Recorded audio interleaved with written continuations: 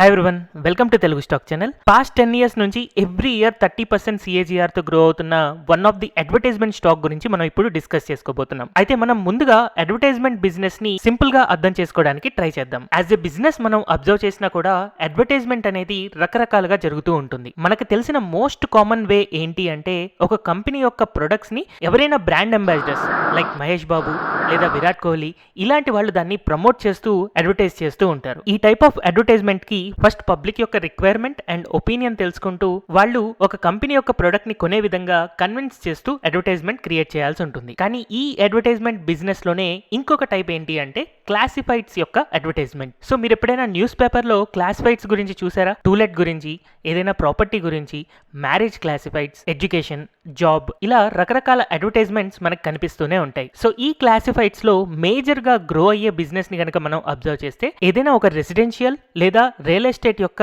Property rentals కానీ లేదా by are cell చేయడానికి కానీ క్లాసిఫైడ్స్ యొక్క అడ్వర్టైజ్మెంట్ అనేది యూస్ఫుల్ గా ఉంటుంది. అలాగే ఎంతో మంది జాబ్ సెర్చెస్ కోసం ఇంటర్నెట్ లో మనం ఇప్పుడు రకరకాల వెబ్సైట్స్ లో ఎక్కడ జాబ్ వేకెన్సీస్ ఉన్నాయని మనం చూస్తూనే ఉంటాం. అలాగే హైయర్ ఎడ్యుకేషన్ లో జాయిన్ అవ్వడం కోసం ఏ కాలేజెస్ లో ఎన్ని సీట్స్ ఉన్నాయి, లేదా దాని యొక్క రేటింగ్స్ ఎలా ఉన్నాయి, అండ్ ఆ కాలేజ్ యొక్క ఫీజ్ స్ట్రక్చర్ ఏంటి, ఇలా మనం డిఫరెంట్ క్వెరీస్ కోసం మనకి ఇప్పుడు ఆన్లైన్ లోనే రకరకాల వెబ్సైట్స్ అవైలబుల్ లో ఉన్నాయి. అండ్ ఒక ఇండివిజువల్ యొక్క రిక్వైర్మెంట్ ప్రకారం మ్యారేజ్ ప్రపోజల్స్ కోసం కూడా మనకి డిఫరెంట్ వెబ్సైట్స్ ఆన్లైన్ లో అవైలబుల్ గా ఉన్నాయి.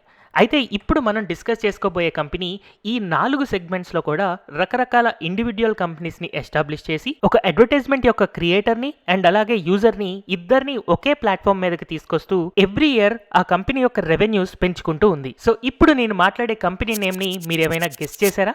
ఒకవేళ మీరు గెస్ చేసి ఉంటే కింద కమెంట్ సెక్షన్ లో మెన్షన్ చేయండి. ఒకవేళ మీరు గనక గెస్ చేయలేకపోయి ఉంటే ఆబ్వియస్ గా ఈ రోజు మీరు ఒక కొత్త విషయం నేర్చుకోబోతున్నారు. అయితే ఎనీ పాయింట్ ఆఫ్ టైం ఈ వీడియోలో కంటెంట్ గనక మీకు నచ్చినట్టయితే ఖచ్చితంగా ఈ వీడియోని లైక్ చేసి ఎక్కువ మంది పబ్లిక్ కి రీచ్ అయ్యేలాగా షేర్ చేయండి. సో ఇందాక నేను చెప్పిన 4 సెగ్మెంట్స్ లో మనకి వర్క్ చేస్తున్న కంపెనీ ఏంటో మీకు తెలియడం కోసం ఇంకొన్ని క్లూస్ ఇస్తాను. ఈ క్లూస్ లోనే మనం ఆ కంపెనీ యొక్క బిజినెస్ మోడల్ అండ్ అలాగే బిజినెస్ డైవర్సిఫికేషన్ గురించి మాట్లాడుకోబోతున్నాం. మీరు ఎప్పుడైనా ఇల్లు మారడానికి టూలెట్ కోసం ఆన్లైన్ లో చూసారా? లేదా ఒక లొకాలిటీలో ఇంటి కాస్ట్ ఎలా ఉంది అని తెలుసుకోవడం కోసం ఆన్లైన్ లో ఒక ప్రాపర్టీ యొక్క బై వాల్యూ ఏంటి అని అబ్జర్వ్ చేశారా? ఒకవేళ గనక మీరు చేసుంటే మోస్ట్లీ మనకి ఇండియాలో 4 మేజర్ వెబ్సైట్స్ ఉన్నాయి.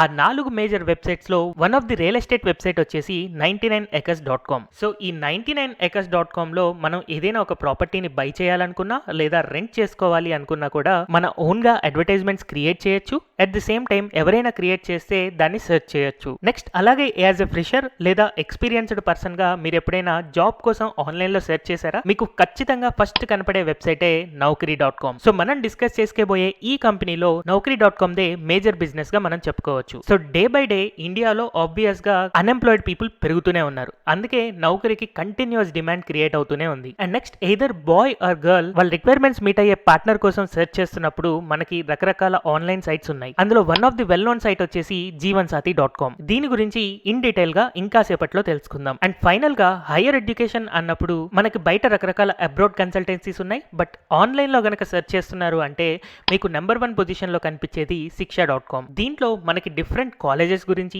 అందులో ఉండే కోర్సెస్ గురించి, ఫీ స్ట్రక్చర్ అండ్ అలాగే రేటింగ్స్ అండ్ రివ్యూస్ మనం Siksha.com లో అబ్జర్వ్ చేయొచ్చు. అయితే ఇప్పుడు మనం డిస్కస్ చేసుకోబోయే కంపెనీ కేవలం ఈ 4 వెబ్సైట్స్ లేదా యాప్సే కాకుండా డిఫరెంట్ స్టార్టప్స్ లో ఇన్వెస్ట్ చేసింది. సో ఈ కంపెనీ చేసిన స్టార్టప్ ఇన్వెస్ట్మెంట్ లో కొన్ని సక్సెస్ఫుల్ ఇన్వెస్ట్మెంట్స్ కనుక మనం అబ్జర్వ్ చేస్తే జొమాటో, పాలసీ బజార్ అండ్ అలాగే హ్యాపీలీ మ్యారీడ్ అనే కంపెనీస్ ఆల్రెడీ మార్కెట్లో వెల్ ఎస్టాబ్లిష్ అయి ఉన్నాయి. సో ఇప్పటికే మీకు అర్థమైపోయి ఉంటుంది ఈ company is nothing but Info Edge. So Info Edge యొక్క మేజర్ బిజినెసెస్ కనుక మీరు అబ్జర్వ్ చేస్తే Naukri.com, Naukrigulf.com, Siksha.com, Jeevansathi.com, 99acres, firstnaukri.com, quadrangle and అలాగే జాబ్ హై, ఇలా మనకి డిఫరెంట్ వెబ్సైట్స్ అండ్ యాప్స్ ద్వారా క్లాసిఫైడ్ అడ్వర్టైజ్మెంట్ బిజినెస్ ని ఇన్ఫోఎడ్జ్ కంపెనీ గ్రో చేసుకుంటూ ఉంది. అయితే నేను పాస్ట్ 5 to 6 years గా అబ్జర్వ్ చేస్తున్నప్పుడు మోస్ట్ ఆఫ్ ది అనలిస్ట్ ఈ కంపెనీని ఎప్పుడు కూడా బిలీవ్ చేసేవాళ్ళు కాదు. ఈ కంపెనీ ఎప్పుడు కంటిన్యూస్ గా గ్రో అవుతుంది అని ఎక్స్పెక్ట్ చేయలేదు. కానీ ప్రాక్టికల్ గా అబ్జర్వ్ చేసినప్పుడు ఇన్ఫోఎడ్జ్ యొక్క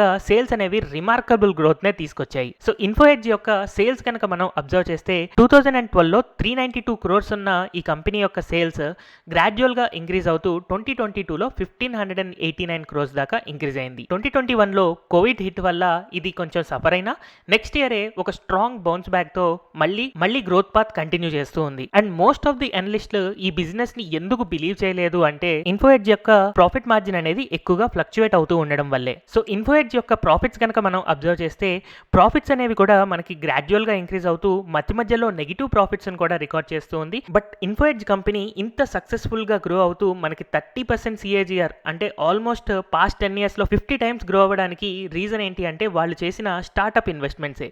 సో ఈ జొమాటో, పాలసీ బజార్ రీసెంట్గా మనకి IPO మార్కెట్స్లో లిస్ట్ అయ్యాయి. సో ఇలా వాళ్ళు ఎప్పుడో చేసిన స్టార్ట్అప్ ఇన్వెస్ట్మెంట్ ఇప్పుడు ఇన్ఫోఎడ్జ్కి హెవీ గ్రోత్ని రికార్డ్ చేస్తూ ఉన్నాయి. అండ్ ఆల్రెడీ వీళ్ళు ఇంకా ఎన్నో స్టార్ట్అప్స్లో ఇప్పుడు కూడా ఇన్వెస్ట్ చేస్తూ ఉన్నారు కాబట్టి ఫ్యూచర్లో ఈ ఇన్ఫోఎడ్జ్ గ్రోత్ అనేది ఎక్కువగానే ఉండొచ్చు. అయితే ఈ బిజినెస్ యొక్క గ్రోత్ అనేది ఆబ్వియస్గా ఈ కామర్స్ గ్రోత్ మీద డిపెండ్ అవుతుంది. యాజ్ ఆఫ్ నౌ 2022లో ఈ కామర్స్ బిజినెస్ని కనుక మనం అబ్జర్వ్ చేస్తే దాదాపుగా ఈ కామర్స్ బిజినెస్ యొక్క రెవెన్యూ $30 billion ఉంది. అయితే ఇదే గోయింగ్ అహెడ్ దీని గ్రోత్ అనేది 2025 కల్లా $100 billion రీచ్ అవుతుంది అనే ఎక్స్పెక్టేషన్ ఉంది. అందులో ఎస్పెషల్లీ క్లాసిఫైడ్ సెగ్మెంట్ కనుక మనం అబ్జర్వ్ చేస్తే 18% వరకు CAGR కమింగ్ 7 to 8 years ఉండొచ్చు అని చెప్పి ఇండస్ట్రీ అనలిస్ట్ల ఎక్స్పెక్టేషన్ ఉంది. అయితే ఇలాంటి క్లాసిఫైడ్ సెగ్మెంట్లో 18% CAGR గ్రోత్తో రావడానికి మెయిన్ రీజన్ ఏంటి అంటే డిజిటల్ ఇండియా ఇనిషియేటివ్స్ అనే మనం అనుకోవచ్చు. అండ్ మనం యాజ్ ఎ డెవలపింగ్ కంట్రీ ఇండియాలో ఇంటర్నెట్ యొక్క పెనట్రేషన్ అనేది 48% దాకా ఉంది. కానీ అదే మనం ఒక డెవలప్డ్ కంట్రీని కనుక అబ్జర్వ్ చేస్తే వాటిలో ఇంటర్నెట్ పెనట్రేషన్ అనేది 80% దాకా ఉంది. సో మనకి ఇంకా చాలా ఇంటర్నెట్ పెనట్రేషన్ జరగాల్సింది ఉంది కాబట్టి ఇన్ఫోఎడ్జ్ అనే కంపెనీ యాజ్ ఆఫ్ నౌ ఒక హై గ్రోత్ స్టేజ్ లో ఉంది అని మనం చెప్పుకోవచ్చు.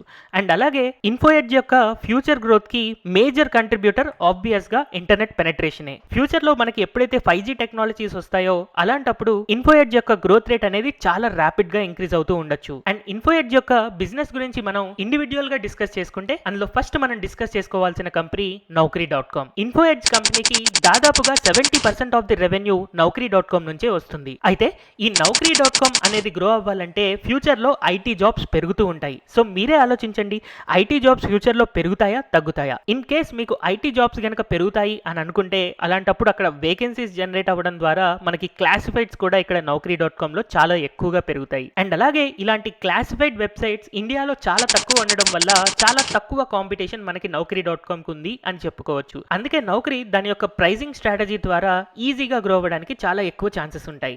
అండ్ మేజర్ రెవెన్యూ ఇన్ఫోఎడ్జ్కి Naukri.com నుంచే వస్తుంది కాబట్టి Naukri యొక్క గ్రోతే ఇన్ఫోఎడ్జ్ యొక్క గ్రోత్ గా మనం చెప్పుకోవచ్చు. సో Naukri యొక్క రెవెన్యూ షేర్ 70% అని చెప్పాను కదా. ఇన్ఫోఎడ్జ్ కి నెక్స్ట్ హైయెస్ట్ రెవెన్యూ జనరేట్ అయ్యేది 99acres.com నుంచి. ఒక ఫినాన్షియల్ ఇయర్ లో ఇన్ఫోఎడ్జ్ యొక్క రెవెన్యూ జనరేషన్ లో దాదాపుగా 14% ఆఫ్ ది రెవెన్యూస్ 99acres.com నుంచి వస్తూ ఉంటాయి. అయితే ఈ 14% రెవెన్యూలో కూడా most of the business general గా రెంటల్ బిజినెస్ ద్వారానే జరుగుతూ ఉంటుంది. అయితే ఈ క్లాసిఫైడ్ కంపెనీస్ ని కంపారిటివ్ గా అబ్జర్వ్ చేస్తే Naukri యొక్క గ్రోత్ అనేది చాలా ఫాస్ట్ గా ఉంది. కానీ రియల్ ఎస్టేట్ బిజినెస్ ని డీల్ చేసే 99acres.com మాత్రం ఇంకా గ్రోత్ అనేది కొంచెం స్లోగా ఉంది. అందుకని ఫ్యూచర్ లో రియల్ ఎస్టేట్ బిజినెస్ అనేది ఇంకా ఎక్కువ గ్రో చేసుకునే విధంగా ఇన్ఫోఎడ్జ్ కంపెనీ వాళ్ళు వర్క్ చేస్తూ ఉన్నారు. మ్యాజిక్ బ్రిక్స్, టూలెట్.com ఇలా మనకి రకరకాల వెబ్సైట్స్ 99acres కి కాంపిటీటర్స్ గా మనకి మార్కెట్ లో ఎక్కువగా కనబడుతూ ఉన్నాయి. బట్ స్టిల్ 99acres దాని యొక్క టెక్నాలజీని డెవలప్ చేసుకుంటూ యూజర్ ఫ్రెండ్లీ యాప్స్ క్రియేట్ చేయడం ద్వారా దీని యొక్క గ్రోత్ ని ఫ్యూచర్ లో డిజైన్ చేసుకుంటూ ఉంది. నెక్స్ట్ మ్యారేజ్ మ్యాచ్ ఫిక్సింగ్ కోసం Jeevansathi.com అనేది ఇండియాలో one of the leading website గా మనం చెప్పుకోవచ్చు. బట్ స్టిల్ దీనికి ఒక క్లోజ్ కాంపిటీటర్ కూడా ఉన్నారు, అదే మనకి matrimony.com. బట్ ఆన్లైన్ స్పేస్ లో matrimony.com కి కేవలం 7% మాత్రమే మార్కెట్ షేర్ ఉంది. అండ్ అలాగే మిగిలిన కాంపిటీటర్స్ కూడా చాలా స్మాల్ సైజ్ లో అండ్ కొన్ని లొకేషన్స్ లో మాత్రమే ఉండడం వల్ల Jeevansathi.com కూడా దాని యొక్క టెక్నాలజికల్ అడ్వాన్స్మెంట్స్ అండ్ అలాగే యూజర్ ఫ్రెండ్లీ అప్రోచ్ ద్వారానే గ్రో అవ్వడానికి చాలా ఎక్కువ పాసిబిలిటీ కనపడుతుంది. And as of now Info Edge Jeevansathi.com లో ఎక్కువగా ఇన్వెస్ట్ చేస్తూ ఉంది. ఎందుకంటే దీన్ని మార్కెట్ లీడర్ గా చూడాలి అనేది ఇన్ఫోఎడ్జ్ యొక్క వన్ ఆఫ్ ది విజన్. అయితే day by day job classifieds, real estate classifieds అనేవి ఇంక్రీజ్ అవుతూ ఉన్నాయి. కానీ మ్యాట్రిమోనీ స్పేస్ లో మ్యారేజ్ క్లాసిఫైడ్ క్లాసిఫైడ్స్ అనేవి కొంచెం కన్సాలిడేషన్ స్టేజ్ లో ఉన్నాయి. అందుకని మనం ఇన్ఫో ఎడ్జ్ యొక్క గ్రోత్ ని అబ్జర్వ్ చేసేటప్పుడు ఖచ్చితంగా జీవన్సాథి నుంచి వచ్చే రెవెన్యూ గ్రోత్ ని మనం అబ్జర్వ్ చేయాలి. ఎందుకంటే వీళ్ళు ఇన్వెస్ట్మెంట్ అండ్ కాన్సన్ట్రేషన్ కొంచెం ఎక్కువగా jeevansathi.com లో ఉంది కాబట్టి ఈ సెగ్మెంట్ లో కనుక ఒక కన్సిడరబుల్ గ్రోత్ ని తీసుకొచ్చారు అని అంటే ఇన్ఫో ఎడ్జ్ ఇంకా సక్సెస్ఫుల్ గా అయ్యి మనకి మల్టీ బ్యాగర్ రిటర్న్స్ తీసుకురావడానికి ఛాన్సెస్ ఎక్కువగా ఉంటాయి. అండ్ ఫైనల్ గా మనం Siksha.com గురించి చూద్దాం. సో హైయర్ ఎడ్యుకేషన్ కోసం సెర్చ్ చేసేటప్పుడు most of the people search చేసేది అబ్రాడ్ ఎడ్యుకేషన్ గురించి. So majority of the revenue Siksha.com కి అబ్రాడ్ ఎడ్యుకేషన్ నుంచే వస్తూ ఉంటుంది. And in fact abroad education కోసం ట్రై చేసే వాళ్ళు రీసెంట్ టైం ఫ్రేమ్ లో ఎక్కువగా పెరుగుతూ ఉన్నారు కాబట్టి ఫ్యూచర్ లో Siksha.com యొక్క రెవెన్యూ గ్రోత్ కూడా స్ట్రీమ్ లైన్ అయి కనపడుతూ ఉంది. అయితే మెయిన్ గా ఎప్పుడైతే యూజర్ ఫ్రెండ్లీ ప్లాట్ఫామ్స్ క్రియేట్ చేస్తూ ఉంటారో అలాంటప్పుడే ఇలాంటి వెబ్సైట్స్ నుంచి ఫర్దర్ ఎడ్యుకేషన్ గురించి డీటెయిల్స్ మనం ఈజీగా అర్థం చేసుకోగలుగుతాం. అండ్ ఇన్ఫర్మేషన్ మనకి ఈజీగా అర్థమైనప్పుడే ప్రీమియం ప్యాకేజెస్ వీటి నుంచి బై చేస్తూ ఉంటాం. సో ఓవరాల్ గా మనం అబ్జర్వ్ చేస్తే నౌకరీ అనేది చాలా ఫాస్టెస్ట్ గ్రోయింగ్ బిజినెస్ గా మనం అనుకోవచ్చు. అండ్ రిమైనింగ్ స్ట్రీమ్స్ ఏవైతే ఉన్నాయో వాటిల్లో గ్రోత్ ఉంది, బట్ నౌకరీ అంత గ్రోత్ లేకపోవడం వల్ల ఓవరాల్ బిజినెస్ ని నేను ర్యాంక్ చేయాలి అనుకుంటే 8 out of 10 ర్యాంక్ ఇస్తాను దీనికి. మన ఇండియాలో రకరకాల ఇండస్ట్రీస్ చాలా ర్యాపిడ్ గా గ్రో అవుతూ వాటి యొక్క సేల్స్ అనేవి ఎక్స్పోనెన్షియల్ గా పెరుగుతూ ఉన్నాయి. వెరాజ్ ఇన్ఫో ఎడ్జ్ యొక్క సేల్స్ అనేవి స్టేబుల్ గా ఇంక్రీజ్ అవ్వడంతో పాటు మోస్ట్ ఆఫ్ ది ఇయర్స్ ఇది ప్రాఫిట్ రికార్డ్ చేస్తున్న కొన్ని ఇయర్స్ లో కొంచెం డ్రాప్ అవుట్ ఉండడం వల్ల ఈ కంపెనీని ఎప్పుడైనా సరే మనం బై అండ్ డిప్స్ కాన్సెప్ట్ లో యాడ్ చేసుకుంటూ ఉండొచ్చు. అయితే ఈ కంపెనీ యొక్క షేర్ హోల్డింగ్ ప్యాటర్న్ ని కనుక మనం అబ్జర్వ్ చేస్తే majority portion 38% of the share holding promoter దగ్గర ఉంది. అండ్ ఎఫ్ఐఎస్ దగ్గర దాదాపుగా 33% షేర్ హోల్డింగ్ ఉంది.